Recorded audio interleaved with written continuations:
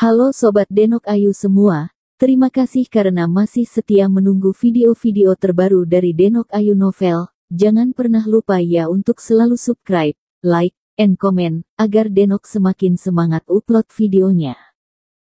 Bab 1193 pukulan terakhir. Di dalam garis itu, ada 10 penantang yang menyerang pria bertubuh kekar itu dari berbagai arah yang berbeda. Setiap orang memancarkan aura yang sangat hebat dan tatapan membunuh yang tajam. Mereka harus membunuh pria bertubuh kekar itu, demi mendapatkan kesempatan untuk masuk ke level selanjutnya. Pria bertubuh kekar itu berdiri tegak di tempat, namun ekspresi malah tidak pernah berubah dan tetap santai. Ia memandang datar ke 10 orang yang datang mengepungnya. Energi di dalam tubuhnya sudah bersiap-siap, auranya juga pelan-pelan mendatang. Tatapannya pun menjadi sangat dingin, bagai mata dewa kematian. Berhadapan dengan sekelompok orang yang menginginkan nyawanya, ia tentu saja tidak akan sungkan. Dor. Tak lama kemudian, ke-10 orang yang mengepung pria bertubuh kekar itu mengeluarkan serangan secara bersamaan. Mereka mengeluarkan semua kekuatan mereka untuk terus menyerang pria bertubuh kekar itu. Rawar. Seketika terdengar suara erangan yang mengguncang dan menggema langit. Mendengar suara ini, darah dalam tubuh Dimas Wu pun tidak tahan untuk mendidih. Tatapannya juga ikut berubah sedikit, seperti ia merasakan sesuatu. Kemudian, ia mengalihkan pandangan kepada pria bertubuh kekar itu. Lalu hanya menemukan pria bertubuh kekar itu yang mengeluarkan kedua tangannya dan meninju dengan cepat, seperti ada sekian bayangan tinju yang dikeluarkannya. Setiap pukulannya itu memiliki energi yang hebat, bagai tinju dewa. Setiap pukulannya juga tepat mendarat pada ke-10 orang yang mau menyerangnya. Dalam sekejap mata, tubuh beberapa orang dari ke-10 orang itu langsung hancur karena bayangan tinju pria bertubuh kekar yang kejam. Tubuh mereka berubah menjadi daging cincang yang melayang di udara dan pelan-pelan tergeletak di permukaan tanah. Tempat ini jadi berbau darah dan tampak sangat menyedihkan. Sedangkan pertarungan ini berjalan dengan cepat dan kejam. Dari ke-10 orang tadi hanya tersisa 4 orang yang masih hidup, namun mereka juga terluka. Serangan pria bertubuh kekar itu tidak kira-kira. Sekali menyerang pun begitu mengerikan dan mengejutkan. Tinju dewanya tiada saingnya dan penuh dengan aura membunuh. Gaya tinjunya juga mempunyai kekuatan mematikan yang tiada batasnya, serta energi yang menghancurkan. Lapun membunuh ke-6 orang tadi dengan mudah, sehingga mayat mereka tidak tertinggal. Adegan ini sungguh mengerikan. Orang-orang yang berada di tempat pun merasa takut. Apalagi beberapa orang yang awalnya berlari ke dalam garis dan kembali ke tempat semula karena kurang cepat. Mereka pun semakin gelisah dan ketakutan, bahkan tadinya mereka masih marah dan menyesal karena tidak berhasil masuk dan kehilangan kesempatan baik. Namun setelah melihat keangkuhan dan kekejaman pria bertubuh kekar itu, perasaan menyesal mereka tadi pun menghilang dalam seketika. Mereka hanya merasa beruntung, karena mereka tidak menjadi ke-10 orang tadi. Kalau tidak, yang hancur di sana adalah mereka. Pria bertubuh kekar ini memang terlalu kuat dan mengerikan. Bertarung dengannya sama saja dengan menuju jalan mati, apalagi akan berakhir dengan sangat menyedihkan. Detik ini, setiap orang ternganga kejut dan mereka akhirnya mengerti bahwa ke-9 kandidat yang dipilih utusan dewa ini pastinya bukanlah orang yang biasa. Mereka semua mungkin saja adalah siluman dan monster yang tidak dapat disaingi. Tanpa disadari, raut wajah orang-orang menjadi sangat murung. Sinar harapan di mata mereka pun juga menghilang. Mengapa ia memiliki aura yang membuatku merasa familiar? Dimas Wu setia menatap pria bertubuh kekar itu, sambil membuka mulut pelan dan bergumam kebingungan.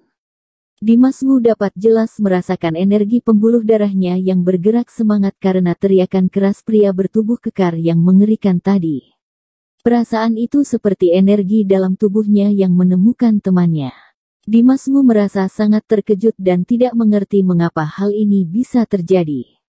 Tapi entah bagaimanapun itu, Dimas Wu tidak berani mengelak bahwa pria bertubuh kekar ini memang sangat hebat.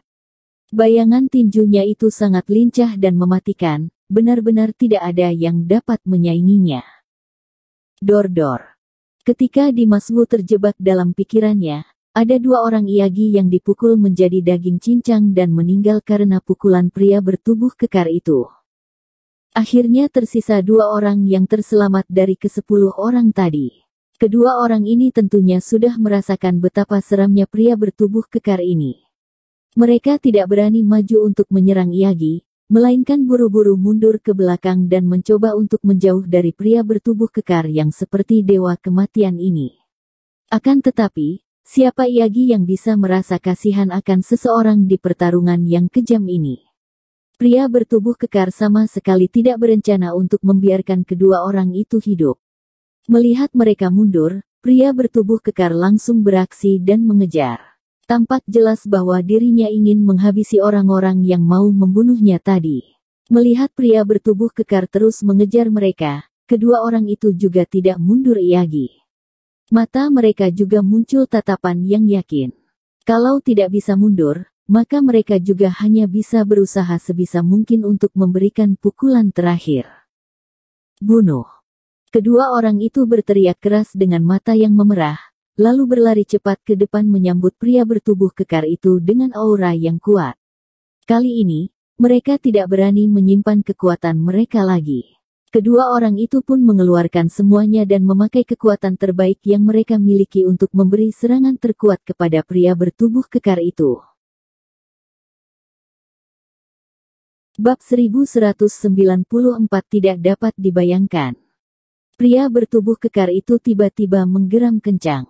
Langsung mendaratkan tinju dewa kepada pemuda berkulit gelap dari kedua orang itu tanpa rasa kasihan.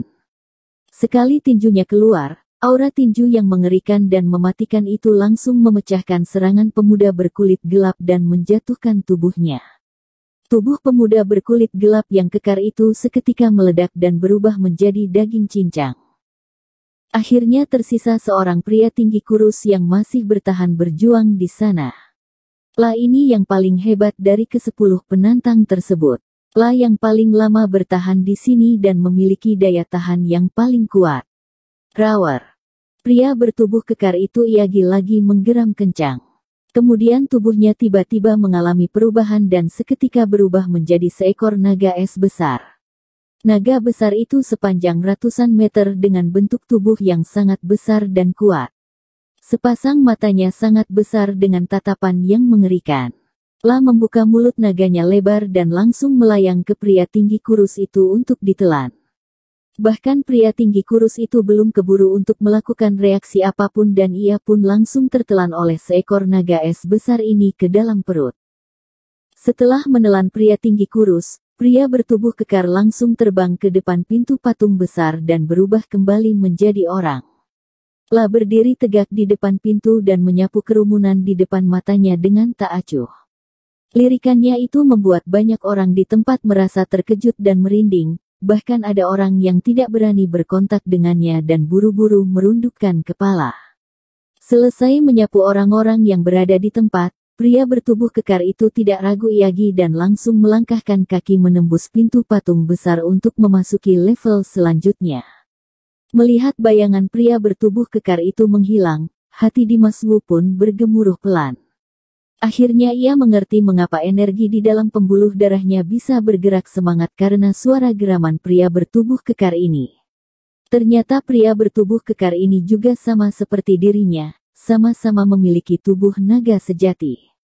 Hingga saat ini, Dimas Wu juga sudah mengerti mengapa pria bertubuh kekar itu bisa datang mencarinya dan menanyakannya tentang darah Devil Dragon, mengapa pria bertubuh kekar itu bisa merasa biasa saja terhadap darah naga yang ia miliki, serta mengapa pria bertubuh kekar itu suka menghisap aura es ketika sedang menerobos leve.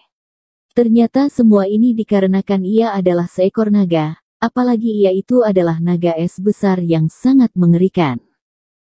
Tak menyangka bisa-bisanya bertemu dengan teman sejenis yang begitu kuat di sini. Dimas Wu diam-diam berkata di dalam hati. Jadi menaruh banyak perhatian untuk pria bertubuh kekar ini. Sedangkan yang lainnya tetap berdiri termenung di tempat dengan perasaan yang tercengang, tanpa mengatakan sepatah kata pun. Orang pertama yang dipilih utusan dewa adalah naga es besar yang begitu kuat. 10 orang yang pergi menantangnya pun tidak dapat mencegatnya sama sekali dan mati di tangannya dengan menyedihkan. Hal ini sungguh membuat mereka ternganga. Kalau begitu, bagaimana dengan kemampuan 8 kandidat lainnya? Orang-orang pun tidak dapat membayangkannya. Hingga pria tertubuh kekar itu sepenuhnya meninggalkan tempat, utusan dewa baru mengalihkan pandangan lagi ke kerumunan. Kemudian ia mengayukan tangan dan sebuah sinar pun menutupi seseorang yang berada di tengah kerumunan. Orang itu adalah pemuda tampan berpakaian putih dengan gaya yang elegan. Telah terpilih oleh utusan dewa. Majulah kamu. Utusan dewa memandang pemuda tampan berpakaian putih itu dengan ramah dan tersenyum berkata. Mendengar kata-katanya, pemuda tampan berpakaian putih itu langsung melangkah kaki maju ke depan.